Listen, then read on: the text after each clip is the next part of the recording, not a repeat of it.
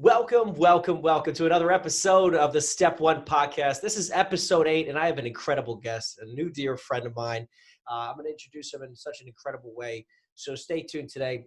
Today's guest is an author, speaker, and business coach focused on helping build a financial wall around you. I do have a couple quick asks, rules, and regulations for this podcast, as always. So listen, number one, implementation knowledge without implementation is just entertainment. So make sure you guys take with your notes that you're taking today, make sure that you take massive levels of action as always. Number two, if you have any questions or comments or anything like that, put it down below. We're going to make sure we reach back out to you and get all your questions answered. And number three, do not be selfish. Do not keep this information to yourself. Make sure you're sharing this with your friends, your family, your loved ones, your coworkers. Everyone needs to hear this information. So without further ado, let me introduce my guest, Murray Miller. Murray is a financial strategist, educator, and an entrepreneur and founder of the Family Business Podcast.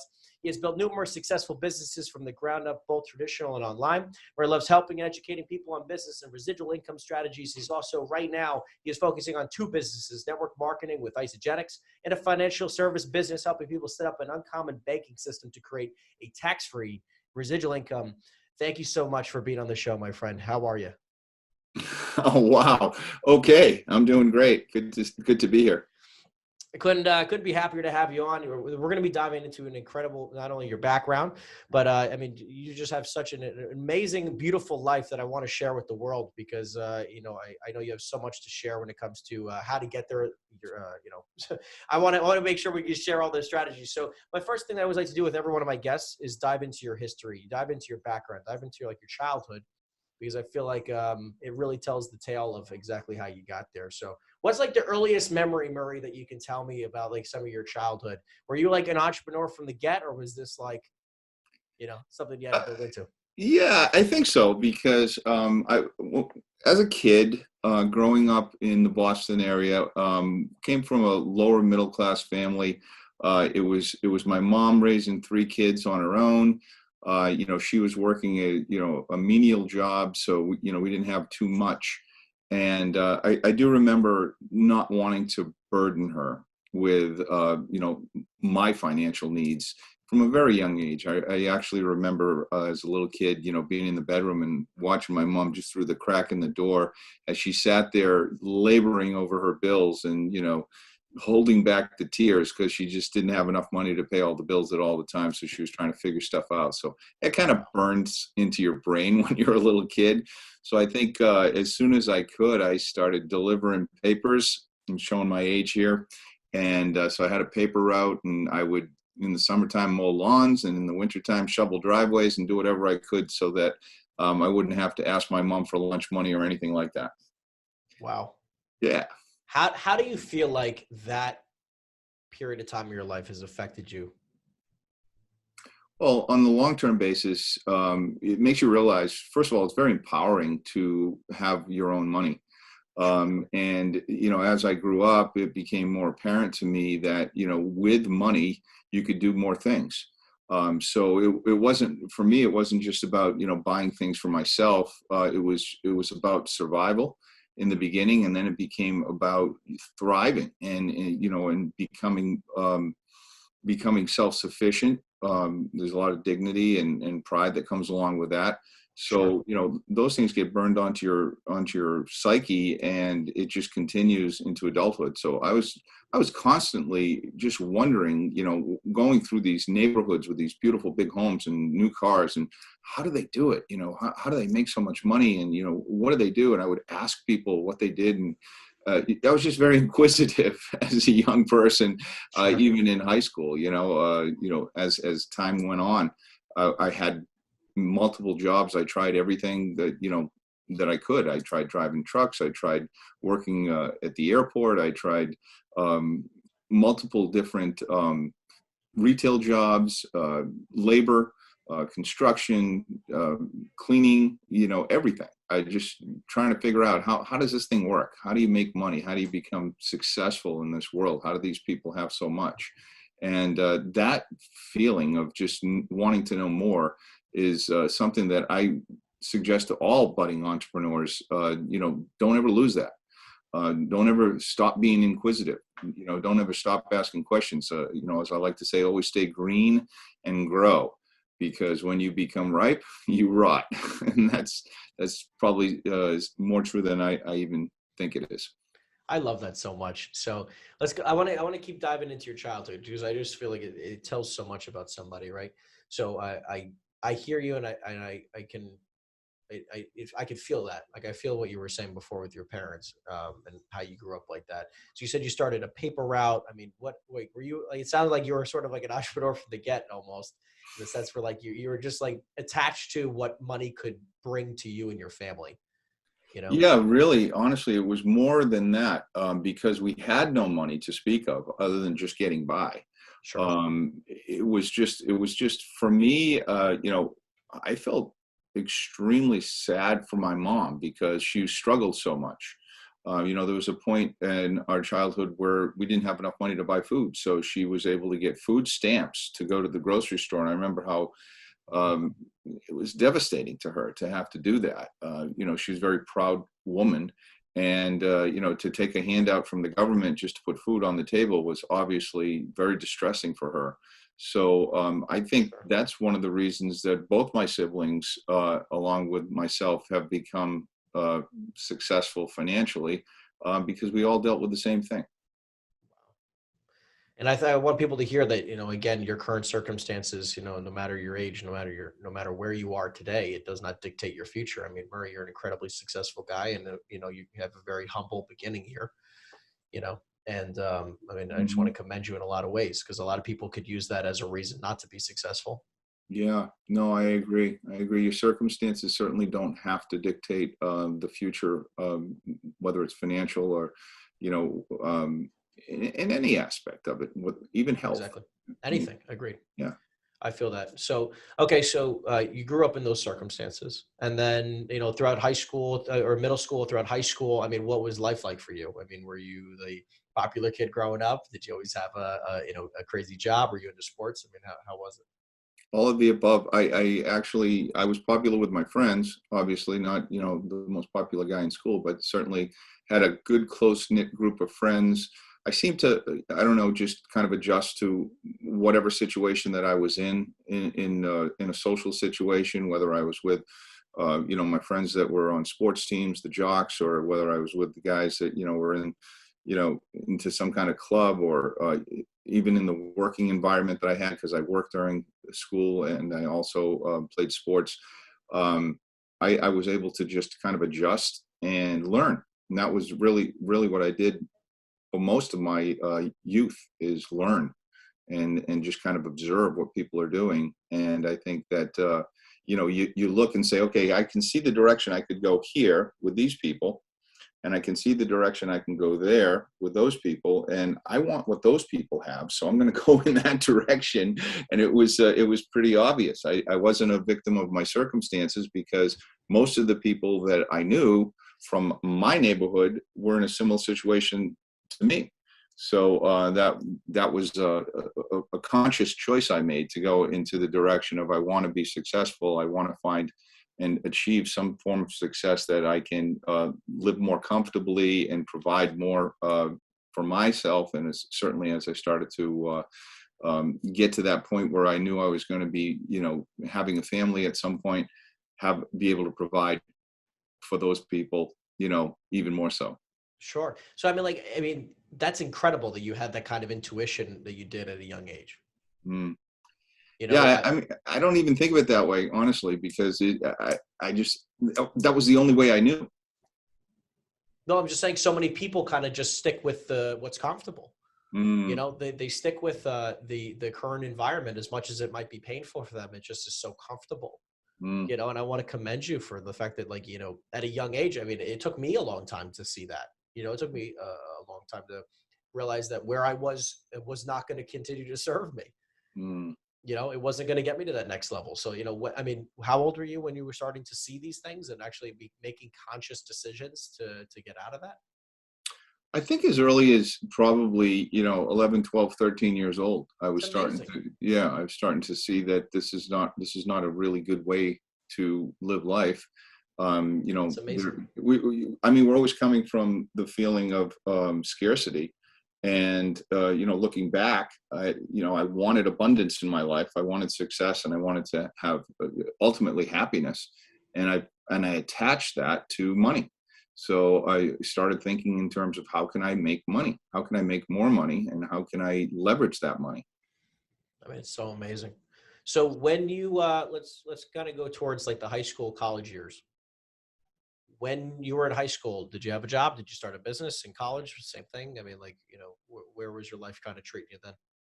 Yeah, odds and ends. I tried, like I said, I tried a lot of different things in my high school years. When I decided that it was, after I graduated high school, it was interesting because my dad, my mom and dad divorced when I was young, when I was really young, so he wasn't around, but he did show up for my high school graduation. Wow. And right after I graduated, we went back to the house, and my mom and dad were sitting at the kitchen table. And I remember this distinctly because that was a very rare sight to have the two of them together in one room. And they said, "Come on in, Murray, we want to talk to you." And so I sat down, and my dad said, "So now that you're a high school graduate, what do you want to do?" And I said, "Well, I want to get a job, but I also would like to go to college." And he said, "What do you want to study in college?" And I said, "I'm not sure yet." He goes, "Well, when you figure that out, then you can, we'll talk about college." And I was just confused by that. Looking back now, I understand why he said that, because when he went to college for a specific trade. He was a chef, and he wanted to learn the culinary arts. So he figured, liberal arts is not the way to go. You've got to know exactly what you want to do. And I didn't. And because I didn't have a super close relationship with my dad, I only talked to him on my birthday and holidays over the phone. He didn't live in the same state as I did. I wanted to go to college, but I wanted to do it on my own terms. So I worked full time, and I went to college part time. I went to a community college and just drove myself back and forth to college. And that's how I got my degree in marketing management and psychology, which is interesting. So I did that on my own, and I worked all the way through that. And I did everything from bartending to valeting cars to working, as I said, at the airport. I had a job at the airport, fueling airplanes. Yeah, you name it. I was doing it. I love that. I mean, it's like, so, I mean, I went to community college too, and I feel like it's interesting the stigma around college these days. It's interesting how, society puts this label on college, and this, I almost feel like it's, you know, uh, they put it on a pedestal in a lot of ways. I mean, thankfully, I feel like it might be going in the other direction where, your formal education doesn't dictate so much. I feel like that may have been, almost a couple years back, um, more so. But Mm. now, again, as a two-time college dropout myself, it definitely controlled a lot of my self-confidence when I was first becoming an entrepreneur. I don't like, I mean, you said you went to community college. Did you end up transferring, or was that where you got your No, formal? I stopped there, and I went into full-time business, and I actually was in the insurance and financial industry at a very young age. Um, I liked it because the people that were mentoring me were very, very successful, and I had this feeling that I was in a very powerful industry. So I went down that path, and eventually I went from that path, and I found a specialty in, believe it or not, ready for this? College planning. Really? Why? Because I didn't get the chance to plan for college. I didn't even know you could plan for college. I thought it was something that your parents had to do for you, right? Got it. So I started helping people figure out how to pay for college in the most tax advantaged manner. And I was able to build an agency based on helping high school families have their kids go to a college that was appropriate, that they could afford, and help them pay for it in a tax favored manner. And I took that with my background in insurance, and I was able to work with one particular insurance company. And I went to dozens and said, "Hey, I'm in an industry of college planning, and college planning people need a place to save money. And they need a place to save money that's not part of the financial aid formula, so it doesn't impact their ability to receive financial aid." And I had one insurance company said, tell me what your idea is. And I did. And I sat down with the marketing people, the underwriters, the actuaries, and we literally created an insurance policy where people could save for college without it impacting their financial aid. And I was able to grow that agency over about a decade to a national company with 100+ financial advisors that I taught how to do what I was doing. We built software around it, which became a company into itself. And we helped literally thousands and thousands of people figure that out. And it wasn't until just a few years ago that I actually sold that national company. So yeah, something that started out that I just, did on my own, going to college and figuring out how to pay for it. I literally became passionate about helping other people do it better and in a more, financially advantageous manner in order to get through that process. So I think that's what mostly all entrepreneurs do. You probably do it in your own real estate business, is you find a niche and you dig in, and then you become the best you possibly can be in that one particular area. So first off, wow. I mean, like, obviously, you went through a lot of things really, really fast. So I want to make sure we unpack a lot of it. So it's like, first and foremost, you fell into the financial business. Specifically, and again, I want to make sure people hear it right. So more on the insurance end, not so much on the mutual funds and managing money end. Yeah, I did both, but there was an emphasis on the insurance. I did the securities thing, and I had, I honestly, can we digress just for a second? Because that particular industry scared me. I didn't understand it, and I knew I couldn't control it. And I felt like Wall Street was being manipulated by just a handful of people that I had no access to. I didn't understand Wall Street. I didn't understand how companies, stocks were going up and down, and who made the decisions on that. And so because it felt out of control for me, I leaned towards things that were more, visible, more easily identifiable, more guarantees, guarantees of principal, guarantees of interest, guarantees of the future of what it looks like. And the insurance companies provided that. And even though they weren't necessarily going to give you a 20 or 30% growth that you can see in the stock market or today in cryptocurrencies or anything like that, I still felt I would rather grow rich slowly and methodically than put my money at risk that I work hard for. So I lean towards that insurance side, to get back to that original question, for that reason. And it's funny because what you just said, I feel like is almost contrary to, to today, where so many people are just attached to right now. They're attached to, every single possible vertical that will make them money today. Like, they're not patient today. People are not patient today at all. I feel like, especially my generation, I feel like we're the want it now people, generation. Everything's at the touch of my fingertips, right? From information to food to car ride. I mean, everything in the world to relationships is the touch of a button. I mean, it's just scary, like it's all on your phone, your smart device. Everything is right there, and you're right. It can be done immediately. Questions can be answered, and your banking can be done, and your communication can be done, and you can even sit in a Dunkin' Donuts parking lot and do your podcast if you want to. Everything is right there and available immediately. Yeah, and it's I think that it's just it is tough for people to realize that in order to be financially wealthy, that is one of the only things amongst, I guess, quite a few other very important things in life. That is, it takes time. It takes and again, we're not talking 40 years anymore. If you're smart, you can be very, very well off in half the time or a fraction of it, depending on how much energy, effort, and how much money you can put away, the verticals you're in, and other things. But it takes time. Patience is such a heavy part of investing. You're not putting away. You're not going to grow to $1 million portfolio in a month. I mean, it takes time to really sock away that kind of money.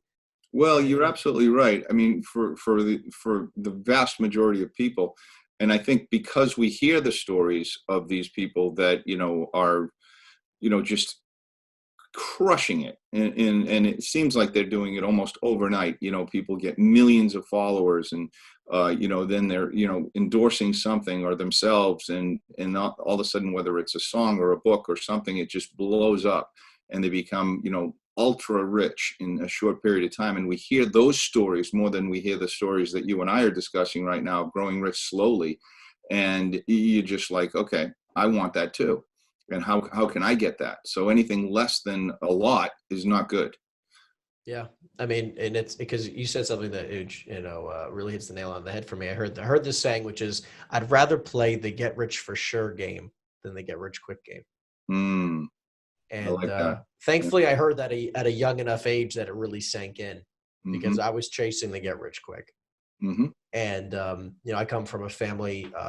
My parents don't come from much. I mean, pretty humble beginnings. And and that being said, I mean, like, and they're the same circumstances. They didn't have somebody like you who was helping them plan for the future. Mm, So I grew up with the mentality of every dollar you make, you spend it some way. And so mm. it's how I grew up. Even from a Jewish family, that's which is kind of contrary to the normal belief systems, but it's just it was tough for me to rewire my mindset to realize that, like, money is actually needed to be put away for a specific reason in order to get rich. Mm. And And the other thing that you're touching on, which I love, is that getting rich doesn't necessarily mean this is money that you want just because you want to consume it on and just use it for your own personal gain. And there's exactly. nothing wrong with that. There's nothing wrong with having nice things and building your own fortune, but you can do a lot of other things when you have money that you couldn't do before. You Yes. can help a lot of people, Yep. and you can grow that money through other means. You don't have to necessarily just park it and then just say, okay, I've got this money and now I'm not going to spend it, because that doesn't do. I mean, if you're not expanding, to me, you're not really living. I agree So with that. expansion is an important part of that philosophy. I agree 100%. So let's talk, and let's talk a little bit about how you scaled the business that you had. Because I Mm. mean, again, within how long was the? I mean, how long did you have the business for? I mean, from what, in your early 20s to where you're at today when you sold it? No, actually, I had that business. I started that business in my late 30s and Wow. sold it in my late 50s. I'm actually going to be 60 years old this year. Well, you look great. I hope I look just as good as you did at that age. That's Well, I'm awesome. excited about it. I'm excited about everything, every aspect of it. So that was a business that came later in my life. That it wasn't something that I did in the beginning. In the beginning, I was involved in network marketing. I had my wife and I did a network marketing company completely by accident. Isn't it funny that most people get involved in network marketing by accident, by someone introducing them to it? Had no Yep. idea what the industry had to offer, but realized in a rather short period of time, less than a year, the amount of leverage that you can create in a financial model that makes sense. And we were with a really good company that is still around today. That company is close to $3 billion around the world. We Wow. left that company after probably about 8 or 9 years in it, because we saw a couple of flaws in it that didn't sit with us well. We felt as though we were doing quite well with it, but the people that we were bringing in weren't doing as well as we were, and we didn't really need to make money off our friends and family's backs. And that wasn't the goal when we started it. It was sort of to share the wealth. So we saw some flaws in the industry, and we literally retired from the industry. As much as I loved it, and I loved the leverage, and I loved the products that it created, because they tend to be high quality products in a network marketing model. But we walked away from it. And I started a traditional business after I walked away from the initial network marketing company that we were involved in. And I got involved in property and casualty. And I started an agency doing tractor trailer insurance, which was really big. This is when I was living in South Florida. This is when Chelsea was born, my oldest, and built that agency up to a fairly large agency for Florida. We insured tons and tons of tractor trailers, which was our niche market.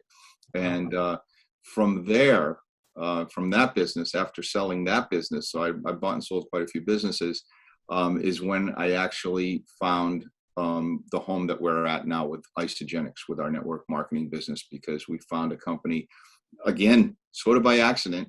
We got a call from the owner of the company, and she had known who we are because of the success that we had in that first company we were with, and she said, we need professionals like yourself to come help us get this company to the next level. And that was 10 years ago. So we've Wow. been with Isagenix for 10 years, and it has been amazing. This is a company that has reinvented themselves over and over, and we're just excited to be part of it. We've built an enormous team of well over 100,000 people around the world. And that business is really my absolute favorite business, because once you build it, it really is hands off. I mean, you don't have to be involved in the day to day, because everyone works independently. Everyone works for themselves. Customers order directly from the company. And that was a model that I was very, very interested in duplicating. And we still, to this day, we're still having tons of new people come into that business, because the company is fresh and they're always about what's next and what's new, and constantly formulating and reformulating their products. So for anyone that's out there that's thinking to themselves, how do I get a business that can work without me? Look into network marketing. There's a couple of key questions you want to ask before you join a company. And having had the success and then leaving the industry because of some flaws that we saw, the industry really had some growing up to do. It took quite a bit to get us back in the industry. We weren't asked just once by the owner of the company. It was over a period of years before we actually did say yes. Because we had, basically we just felt as though the industry was flawed, but it did grow up. And I feel that Jim and Kathy Coover, the co-founders of the company, they're the heroes of this industry. They figured out exactly what to do and what not to do, and to put their associates out in the field first, in order to build a long-term sustainable business. And it certainly has done that. I love that so much. I mean, it's interesting because my first taste of entrepreneurship was network marketing. Mm. First time, I mean, like I was 17, maybe. I mean, Yeah. I accidentally kind of got into it, and I mean, I didn't really take it anywhere. And but there was a lot of people doing incredibly well, and I didn't take it as seriously as I thought I could. And I obviously meeting as many successful people as I have now in network marketing, that if you treat it like a business, I mean, it's amazing. It's really truly one of the best business models you can possibly be a part of. I love that you said that, because network marketing, as we like to say, it's the easiest business to quit in the world, because you have guilty as charged. you have no there's no barriers of entry. Anyone can join a network marketing company. It's you're buying some products or whatever their service is for yourself. You try it. Usually there's a money back guarantee. You don't have to have any formal training. You don't have to have any background, and so you can get involved and do a really bad job and quit without any regret, because you're not going to lose anything. Whereas, if you're investing in a Starbucks or a franchise of some sort, where you had to put $100,000, $200,000, $500,000 on the line, yep, you're not going to quit that easy, right? When you put your hard-earned money into it. But like you said, if you take network marketing seriously and you learn the industry and you basically put yourself through college, and what I mean by that is, you learn all the different aspects of the industry, and you grow with the company. And they provide the customer service, and they provide the website, and they provide the products, and they provide the accounting, and they do all the things that they're supposed to do. It's sort of like the kiddie pool of entrepreneurship, because they do everything for you. You just have to do the work and build a team. exactly. So I think it's a great way for people to get their feet wet. And certainly, I hobnob with the top 50 people in this company, and I mean, the money that people are making, I like to say, unbelievable. It's like we're grossly overpaid for what we do once you build a team. Yeah, I mean, it's interesting, right? So when you said that to me, what clicked in my head was that it really is like the easiest, simplest franchisee model. Mm-hmm. Right? Yeah. Network marketing, right? Yep. And if you treat it seriously and you go all out and you treat it truthfully like a business, you are going to be successful. Mm-hmm. And I feel like so many people these days, just whatever it is, even if it is a franchise that they spend $100,000, I just feel like they don't understand the commitment that it truly takes to get a business off the ground. Mm-hmm. And it's like, for a lot of people listening today, like if you want to be in the world of, be an entrepreneur, if you want to be, successful and you're right, you should try. Let me take that back. You should commit to network marketing. If you want to be an entrepreneur at heart and you don't know what is a possible option for you, it is a very easy, barrier of entry. There's, it's a few $100 most of the time. Mm-hmm. and you're off to the races. Mm-hmm. You really are. I mean, like, so for me with real estate, I mean, a lot of it was, thankfully it had a pretty low barrier of entry, but, I'm part of a company that also has a network marketing aspect to it, or a multi-level marketing, right? Mm-hmm. Aspect is a little bit different. And, it was super intriguing because it allows a different vertical of income, and it allows me to feel the same exact way that you would feel in a network marketing company where I can be hands off. Mm-hmm.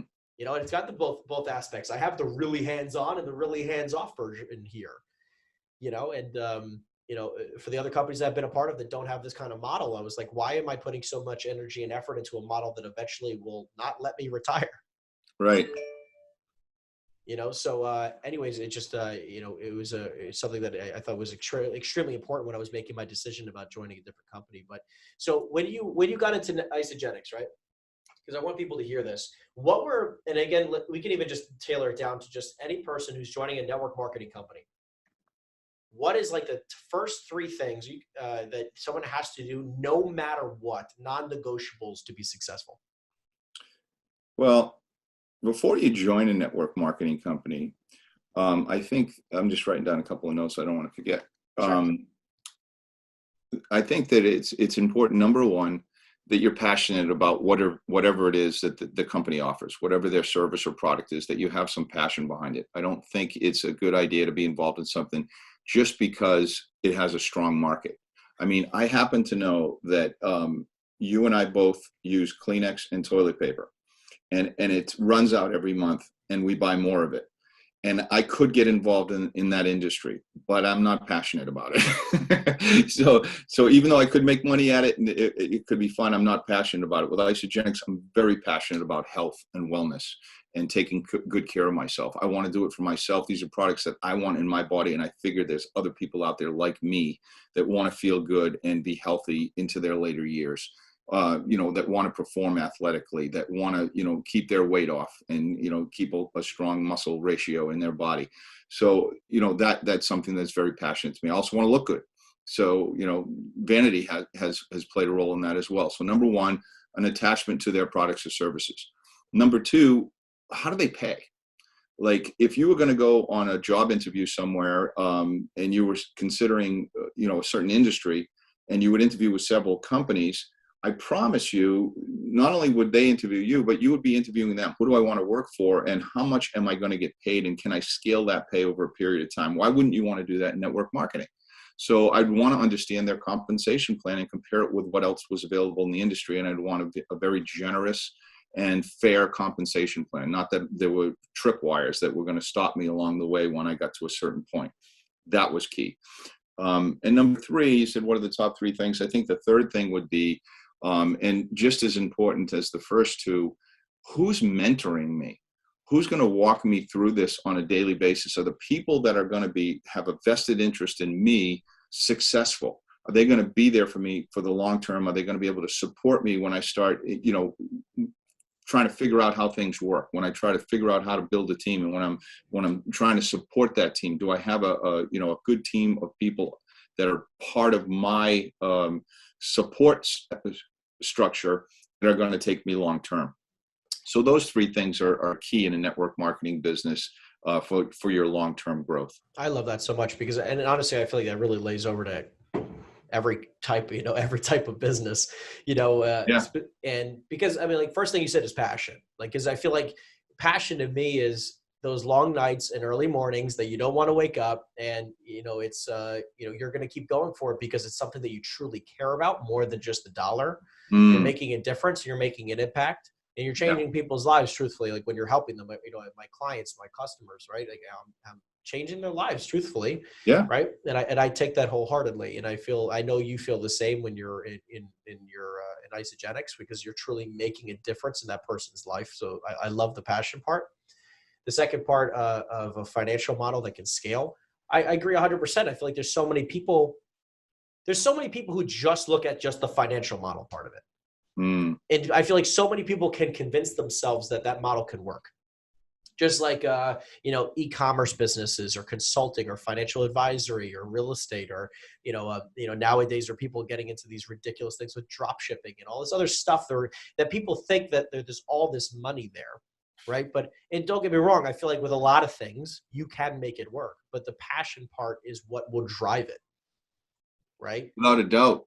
Long term, I'd rather have a passionate person than someone that has the skill set, because if you get a passionate person, people are drawn to that. People don't care, Yes. About how much they care about what's exciting. And, everyone, let's face it, if you're going to delve into entrepreneurship, and I know this is a lot to do with your podcast, which I love, you want to dive into entrepreneurship because you're passionate about something, because you feel like you can make a difference.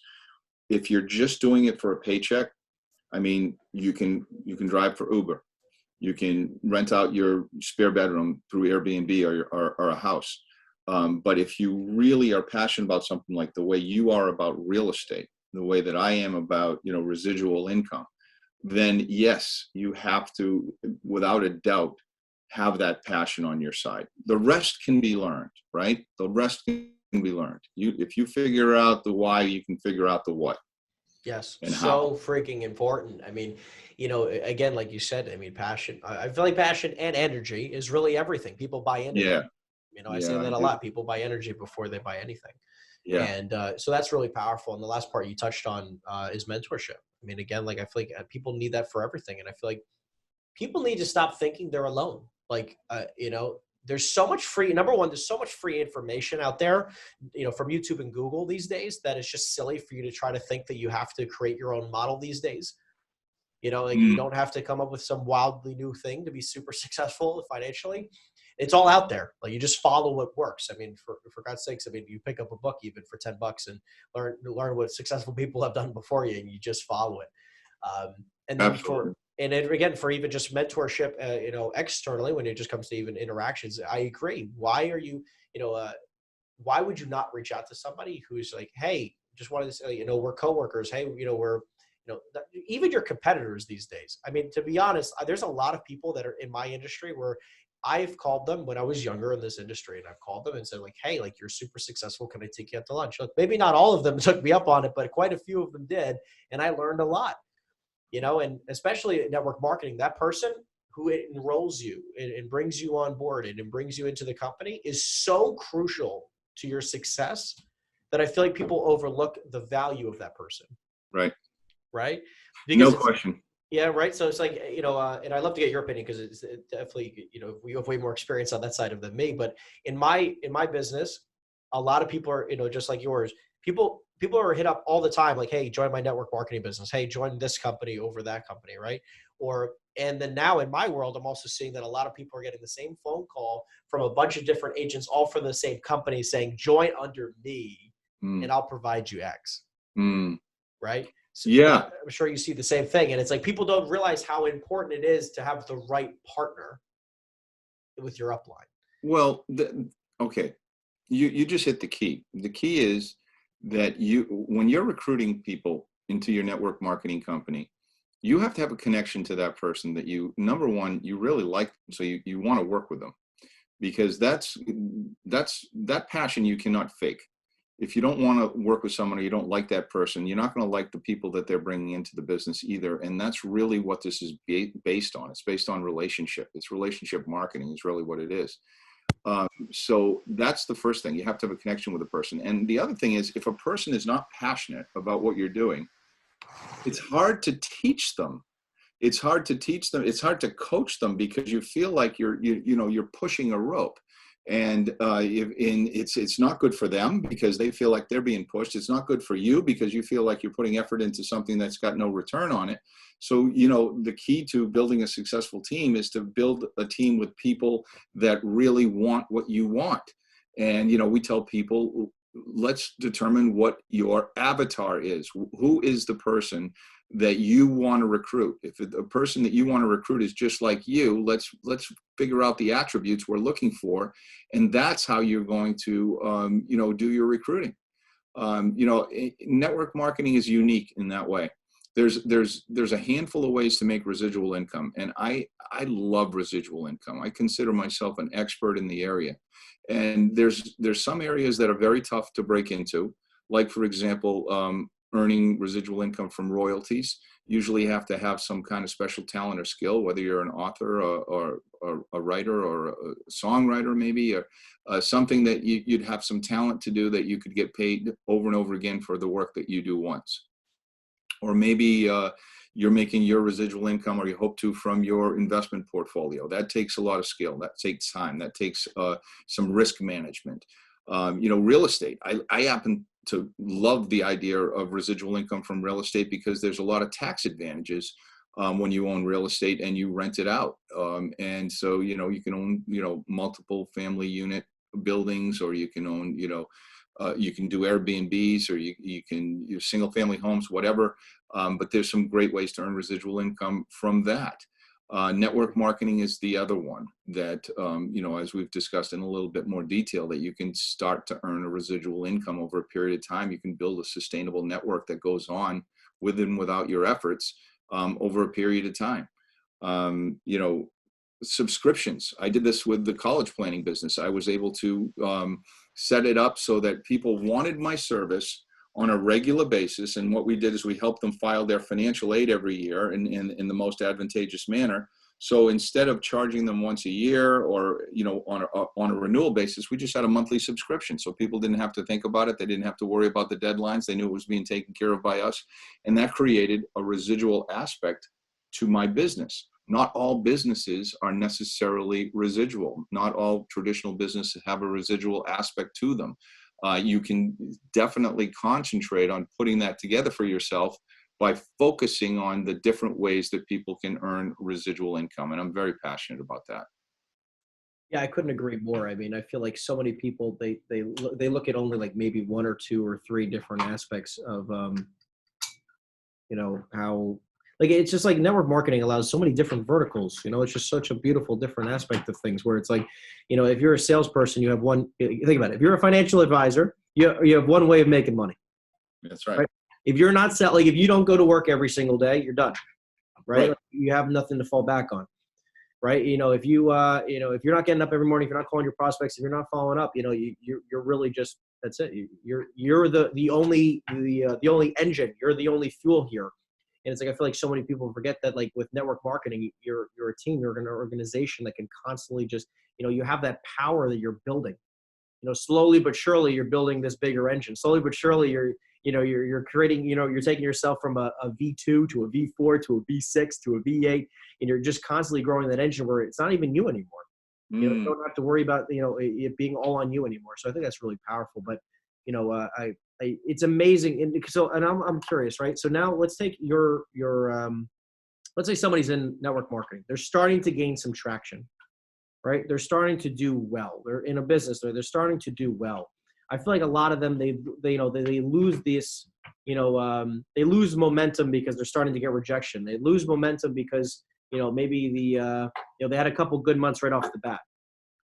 Right. What are those things what do you think are like a couple things that some people can implement to have long-term success in business in general? You dive into network marketing side, but like, what are like a couple key, like, longer term plays that they could be making sure that they're making, that will constantly be making sure that these people are seeing not only a 6-month growth, but like a 2-year plan, a 5-year, a 10-year. I mean, you're doing this for 10 years and have an unbelievable track record of success.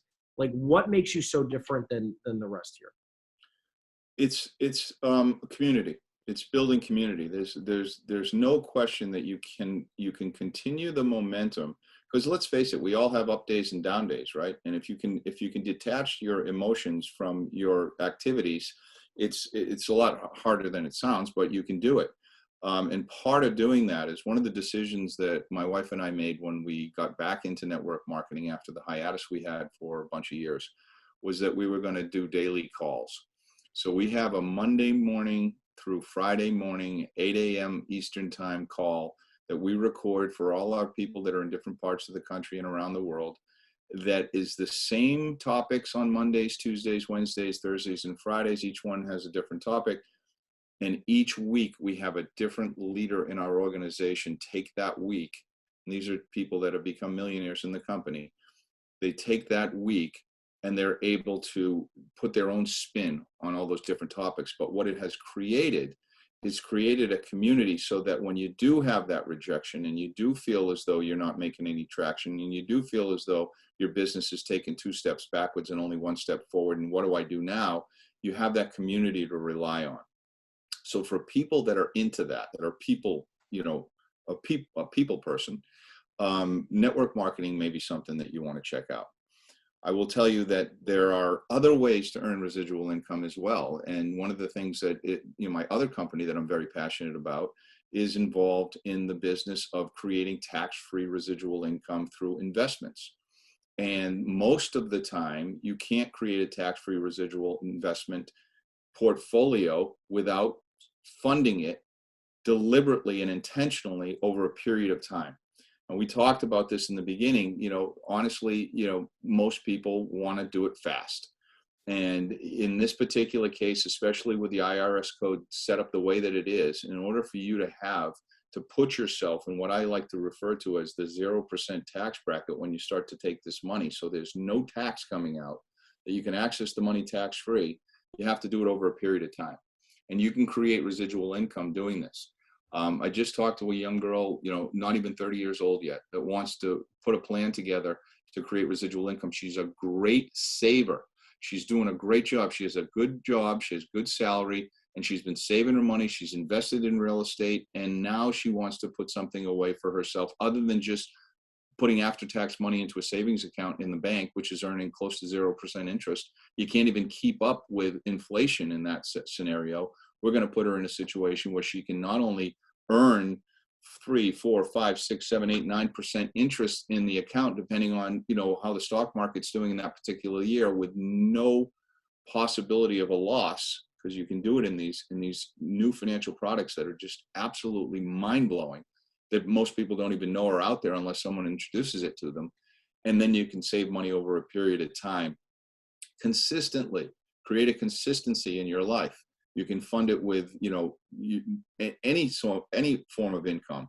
And I tell people all the time, you shouldn't just be doing one thing. You should have, a job is a great way to have a paycheck and pay your bills, but you should have multiple sources of income. And for me, network marketing and putting something together in a tax-free account that I can access later, or now if I want to, I like to refer to it as uncommon banking, the way that I do it, because everyone banks somehow. At some point in your adult life, you're going to put money in a bank, take it out so you can pay your bills. This is a way of doing it for yourself. So you're not using a bank. You're doing your own banking, called bank on yourself, if you will. And it's a concept that I think is just being completely embraced by people that are trying to create a residual income for themselves in their retirement. I think that's really smart, because I feel like, and we were talking about this a little while before, where people, again, look at it where, they have a job, they're super comfortable. And again, I grew up in that environment where the one job is it. They feel like almost constricted, or like this is like society's norms, where like, just because I have a 9 to 5 or whatever, like this is it. Like I don't have to do anything else. Yeah. It's like, you have to realize that, like, again, every dollar you earn has a job, or should have a job. And if your dollar is not making any money, that is a freaking problem. It is a problem, because you're letting that dollar die, because it's actually earning less. It's actually not even, with inflation, especially right now in this world right now, inflation is moving so quickly that your $100 in the bank is worth actually less at the end of the year than it is when you put it in there.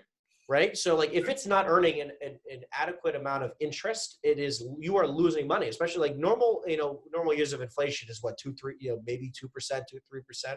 Yes. Like this past year, I mean, we've seen it with lumber prices, seen it with gas prices, we've seen it with housing prices, we've seen it with everything, where like, it's just insane, where if your money's not earning, 4 or 5% almost, where it's like you're losing money. Mm-hmm. Right. It's scary, because a lot of people have money in the bank and it's not earning even 1/4%.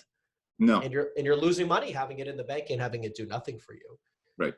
So I agree. Like, listen, if you don't speak with people like Murray, people who can really teach you how to put a financial plan together and or slowly build up residual income in other facets like we've talked about, you are going to end up with less money at the end of the year than you are at the beginning when you're expecting to get paid your salary. Yes, I agree.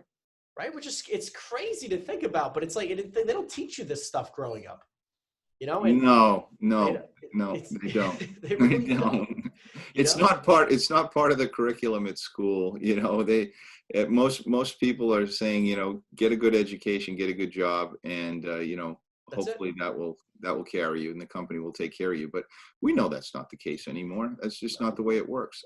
And I'm not, you know, we talked about college earlier. It kind of got me thinking. I'm not like as big of an advocate about going to college as I once was.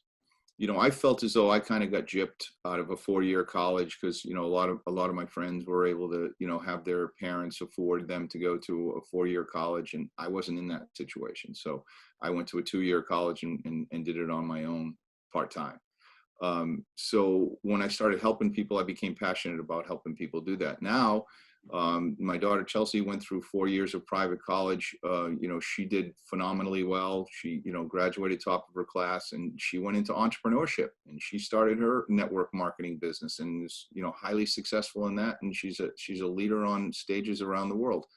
My son is in college right now, and frankly, he's completely different than she is. He's a different animal, so he's got a lot of other skills that he wants to explore. And I don't necessarily think entrepreneurship needs to have college. I can promise you that there are many successful people that don't get that education, but through coaching, which is a huge industry that is booming right now, you can learn a particular topic or a particular subject or a particular niche, and you can just specialize in that area and become highly successful without 4 years of basic college. College is, you know, I'll get on my soapbox here a little bit. College is far overpriced.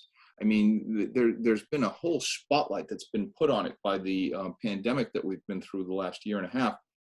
It's still going on because everyone's gone to virtual, right? And why do we need these buildings? Why do we need these dorms? Why do we need all these things that we're paying for that, I mean, these enormous institutions that need to be maintained? And we're thinking to ourselves, are we really getting the knowledge that we want from college, or is it just the experience, or is it a combination of the two? So I wonder where that industry is going to end up over the next 10, 15, and 20 years, since it's been going through inflation is not even the right word. You're talking about 2 to 3% inflation. I'm talking about 4 to 5% annually that college has gone up. I remember when I first started in the college business, the most expensive college out there was 40 grand. Colleges today are $80,000 a year. When I was going to college, it was $2,000 to $3,000 a year. Just to give you an idea of how much it's grown just over that period of time.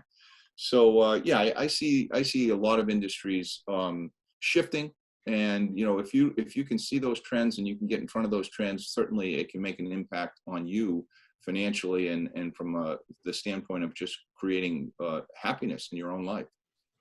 So powerful, Murray. So I have a couple of questions for you, and I know we got to wrap up sometime soon here. So here's the thing. You are so successful in so many different aspects of your life, and it's an inspiration to me. And I love the relationship you have with your wife. I love the relationship you have with your kids. I love the success that you've had in business. I mean, like all of it, right? And that's what life's about, really, right? You know?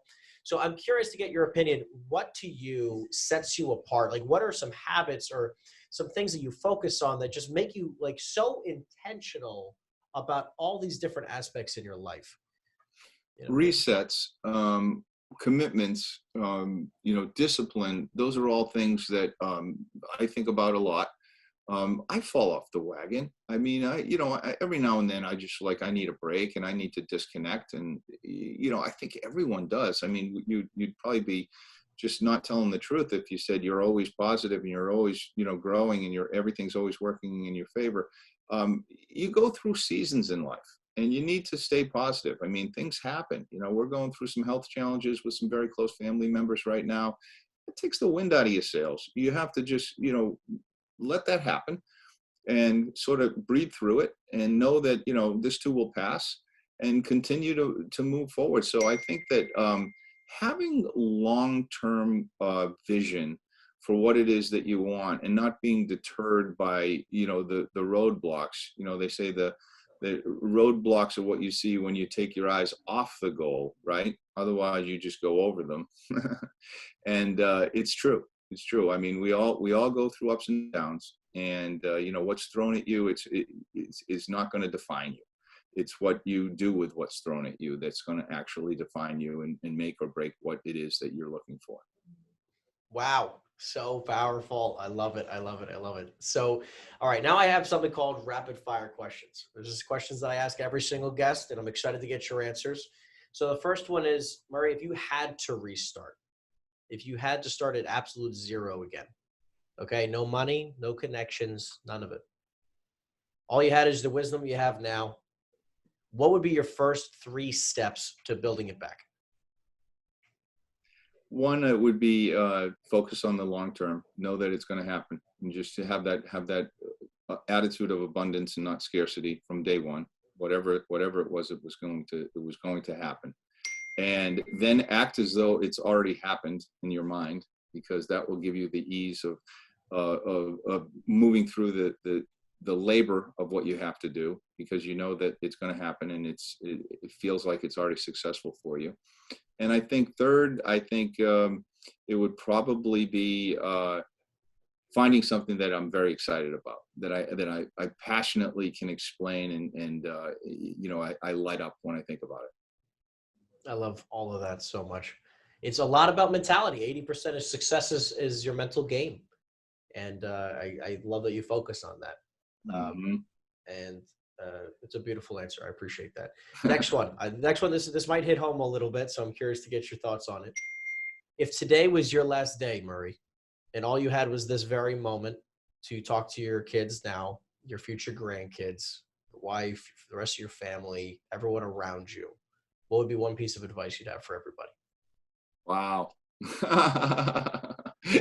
You should have sent these questions in advance.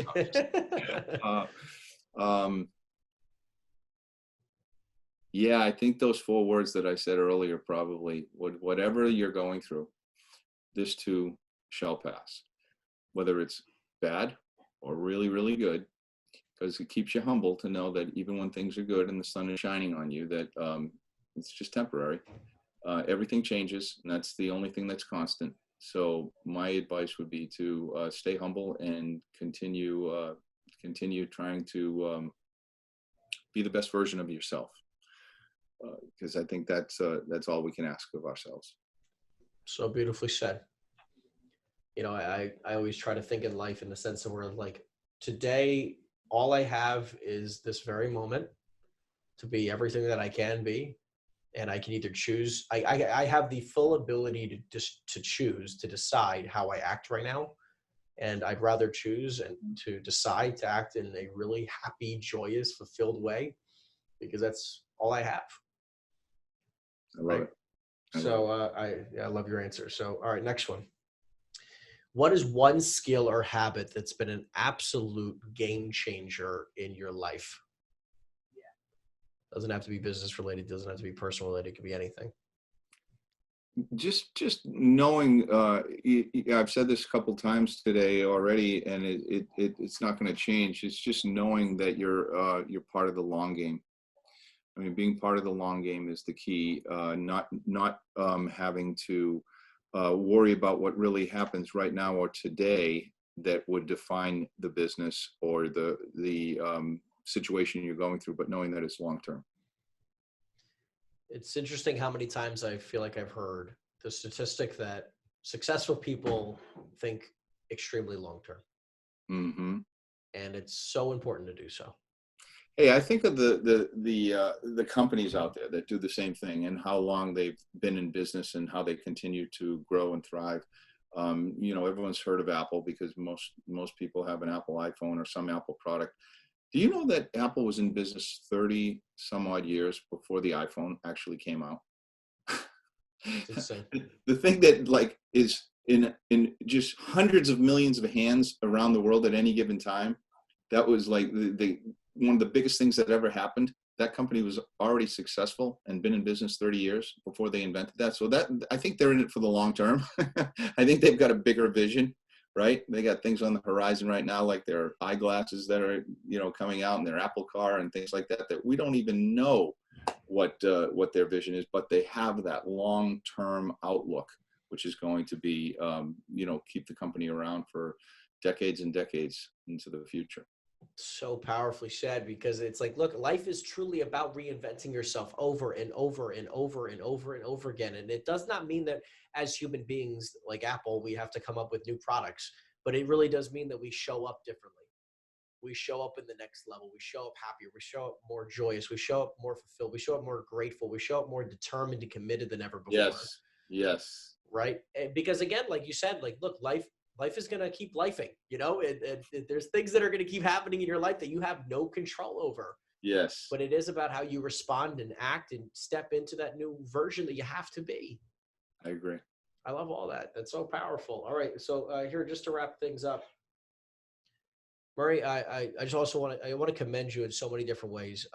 First and foremost, you truly, like I said before, are an inspiration to so many people, including myself. And I really do aspire to have every bit of what you have right now. I mean, the way that, the way that your family is right now, the love that you have for all of you is amazing. The financial success is amazing. You look freaking awesome at 60 years, to be 60. It's like everything you have is awesome. And I so look forward to keep stepping in. And you're part of it now, Henry. You whether you like it or not, you're part of the family. I appreciate that. And I just want to say, I just want to say how much and I don't feel like a lot of people hear this enough.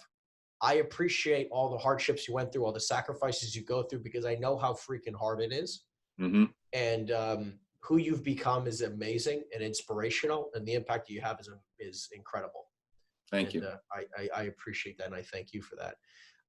Last thing I want to make sure that we share today is, for a lot of people who might be struggling, mental health is really important. I mean, I know that you're speaking, on a lot of different things now with high schools and colleges, and I know for specifically financial advisory, but I feel like mindset, which is something that I feel like you've just done such a masterful job at, which is just, you've created such a powerful mindset for yourself that you're instilling in your kids and the people around you.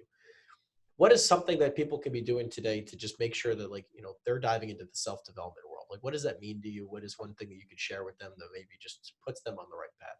Oh, I love it. So I did a program just a few months ago that I found online and I fell in love with. It's called 75 Hard. Basically, it's a mental toughness program. And there's a series of things that you have to do each day for 75 days. And if you mess up one day, you have to start over again on day one.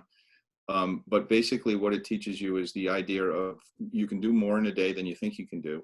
And being consistent is just a matter of creating a habit. So that is it right there. Be consistent and create a habit, and make sure, habits can be good and bad. You want to create good habits. And that's what that program helps you do. So that's just one thing. I like to do things like that every now and then and just kind of spice it up in my own life. And that was something that I really enjoyed. So you did 75 Hard, Andy Frisella? I did. That's awesome. When did you do it? I did it. I started on January 4th of this year, and I finished on March 22nd or whatever date that was. And it was awesome. That's so cool. Yeah, look, look up Andy Frisella for those of you who do not know who he is. A powerhouse business person, just a rock star. So much fun to listen to. He's much fun. He's awesome. So yeah, look him up, Andy Frisella. You can look him up on any platform. He's he really is a rock star in business, and I've actually got to meet the guy. He's awesome. That's excellent. Yeah, right. So anyways, Murray, I really do appreciate you. I'm going to sign things off today. Thank you so much for listening to episode 8 of the Step 1 podcast. We hope this episode gave you the ideas, the motivation, and the strategies you needed in order to take your first step or your next steps in business and in life. And thank you so much. Go out there and crush it.